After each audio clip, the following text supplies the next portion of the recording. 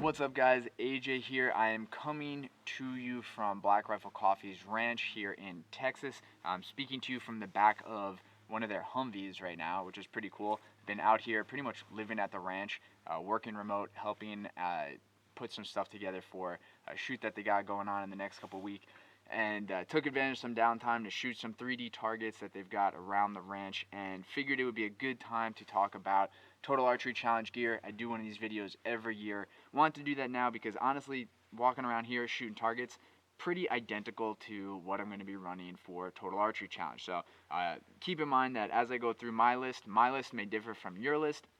The cool thing about Total Archery Challenge is you could shoot it your way, equipment-wise, right? So if you've got some new equipment, new hunting gear, new accessories that you want to put through some paces, give it a good test and shake out, that's the perfect opportunity to do that. If you want to run it like a 3D course and have nothing but a hip quiver, an Nalgene bottle, and your bow, you can do that. No one's going to judge you. Go head to toe in camo if you want, technical apparel, whatever. Let your freak flag fly. I think I said that in last year's video too.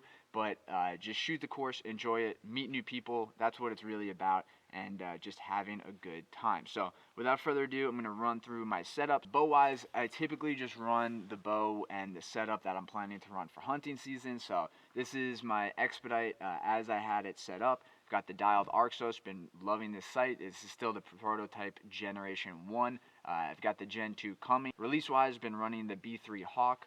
Wrist strap. I went back to a wrist strap last year. Just been having a lot of fun shooting it. Still love my Nock to it. Still love my Omega Pro from B3, but just been having a lot of fun. And I kind of like how it just keeps everything together, straps into the void on that dialed sight. Hamsky Primer Arrow Rest. Been using this for the last couple months. Awesome, affordable rest. I think it retails for like 140 bucks. I did upgrade the whale tail to the overmolded plastic whale tail. But love this setup. I am running the Quivalizer. I go back and forth with the Quivalizer every year, but I usually end up settling on it with my Quattro Dentro back bar. This is the new Vero back bar mount from Quattro. It's a custom Coda wooden stabilizer with 6 ounces of weight on the back, and overall this setup has just been lights out for me, running A3 bowstrings with that are assembled with Bloodline B99 material. Brent at A3 has built my last 3 strings, and they've just been absolutely immaculate. I can go from Florida, where it's 99 degrees and 100% humidity out. There's no humidity in Florida.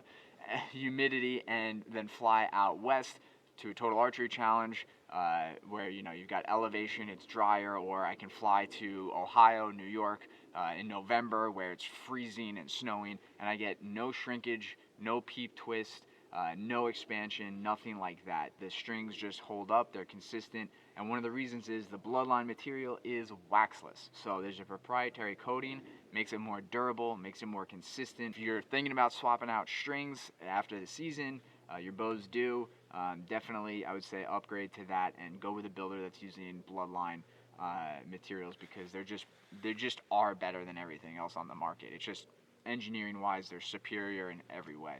Arrow wise, I've been running micro diameter arrows.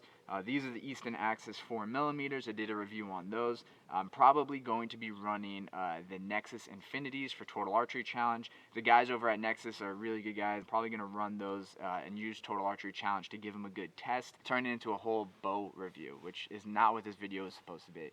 You don't need to, but if you're shooting the courses, especially the more notoriously difficult courses like the Sitka knock-on prime courses, expect targets out to 100, 120 yards. There's usually at least 1 to 3 on each of those more difficult courses. So you want to set up that can reach that distance. If you don't, it's okay. Clothing wise, dress for your day, right? So wherever you're going to do your shoot, the time of year, just pay attention to that, dress for that. Most of the courses, you're going to take a ski lift up to the top of the mountain, and then you're going to be primarily hiking down the mountain. So you want to make sure you have boots that are comfortable and fit you correctly. I've been running Crispy Crossover GTXs. These are the same boots I've had for 3 years. They have hundreds of miles on them.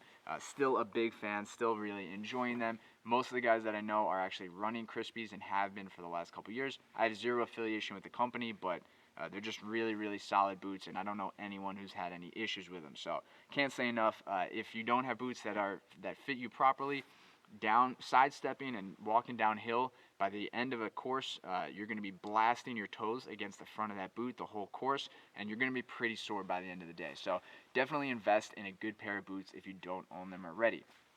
Clothing wise, run whatever you want. If you want to run your technical hunting clothing, jeans, whatever you're going to be comfortable in. These are Kuiu attack pants. Again, I've had these pants for I think 6 years now.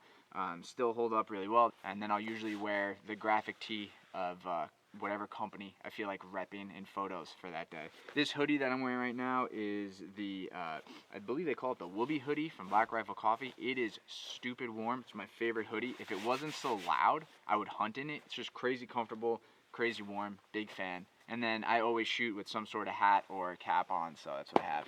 Backpack wise, typically I'll run my hunting backpack. That's what I've done the last couple of years. So last year I shot the courses with my Kafaru Shape Charge. Love that backpack. That's my dedicated whitetail pack. And honestly, do everything day pack. It's just a nice modular, expandable system. But recently I was actually given one of these H31 Bandits from Eberlestock when we did the hunter recruitment camp, and I love this little bag. It's kind of the perfect range slash mini day pack if you can get away with, you don't need a ton of space. This pack is absolutely awesome, and I believe they retail for like $130, $140, so super affordable, packed with features. One of the things that I really like about this is so my Kafaru, love that bag. It's a tank, but the back is flat, so there's not a lot of ventilation, which if you're shooting courses in like June, July, you're gonna get sweaty. So the Eberlestock though is nice because it's got these padded sections right here, so you get some ventilation down the middle, and then the straps are nice and airy as well. I've got a Montana Knife Company knife on the shoulder strap because it looks cool, and every now and then you need to cut an arrow out of a tree. Other than that, I just have my range finder and its little pouch clipped onto my shoulder strap right here. And that's probably all I'm going to bring, right? This is as far as optics goes, this is a Leupold RX4 full draw. Ran this all last summer and last hunting season. It's held up really well, still has a full battery charge, or at least that's what it says it has.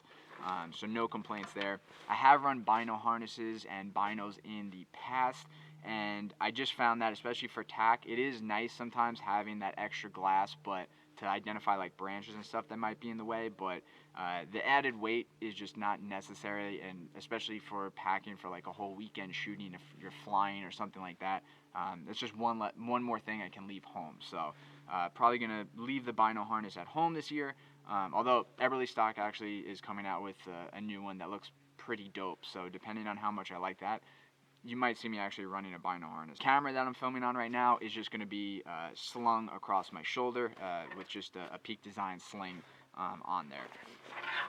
Moving around the pack, what's nice about this pack is it's got these little molly straps right here, so store a couple of extra arrows. I usually bring anywhere from like 6 to a dozen arrows on the course, just depending on how froggy I'm feeling that day.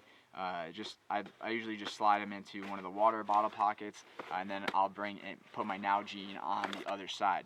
There is water on the course, usually around the 1/2 to 3/4 mark, somewhere on the course, but I make sure I have at least a Nalgene bottle because I have a habit of just forgetting to drink when I'm doing stuff. And another tip that I would definitely recommend is mix some sort of like electrolyte or recovery drink in with your water, because it just helps you stay hydrated that much more. I've been doing that for the last 2 hunting seasons and last couple summers, and I just find that I don't have to go to the bathroom as much, and I'm just staying hydrated for longer. So, on the little pocket on the top, I'm just going to keep my like keys, wallet, whatnot, and then there's also a little pouch right here, and I'll keep my Leatherman multi-tool, which has actually pretty much every bit that I would possibly need for tightening things down on my bow. So really cool little multi-tool. If you don't have one of those, definitely recommend. Other than that, the only other thing that's going to go up here will be like snacks, RX bars, protein, those little peanut butter packets, something like that. Sometimes you get held up from the group in front of you and you got a couple of minutes, so you can grab a snack if you want to. The main compartment, pretty barren. You really don't need a backpack, right? If you see everything that I'm going through. You could get away with like a hip quiver if you wanted to, but I like having extra space. Usually I stop by Archery Village, talk to a whole bunch of people, buy a bunch of things that I definitely don't need, and I want a place to put them so I'm not awkwardly carrying them around or constantly running back and forth to my hotel room or car or whatever it is. But main compartment, I always keep a little poncho or rain jacket. This is from Sitka. It's like a little poncho. I don't believe they even make this anymore, but I have it folded into the hood. It's just nice and small. I always put this in my backpack regardless of what I'm doing. That might just be the Floridian in me now. Just always prepped for rain. Other than that, nothing else in here outside of, this is a Magpul DACA pouch. I just keep some extra field points, knocks, a little boo-boo kit for like blisters, cuts. You're dealing with pointy objects, sometimes little injuries happen, so a couple extra Allen wrenches for, you know, some little repairs. And then for hunting season, I usually have my tags and my kill kit in there as well. But I'll slip that right into one of the little pouches in there. But guys, that's really it. That's all of my kit for Total Archery Challenge. At the time that this video is going to drop, we'll be about 2 months out from the first event, which will actually be in San Antonio, Texas. So excited for that. I'm not sure which courses I'm going to be shooting or which events I'm going to be shooting this year. I'm definitely going to be hitting at least one. If I see you on the mountain, come say hi. Always love connecting with you guys, and I will catch you guys next time. Thanks for watching.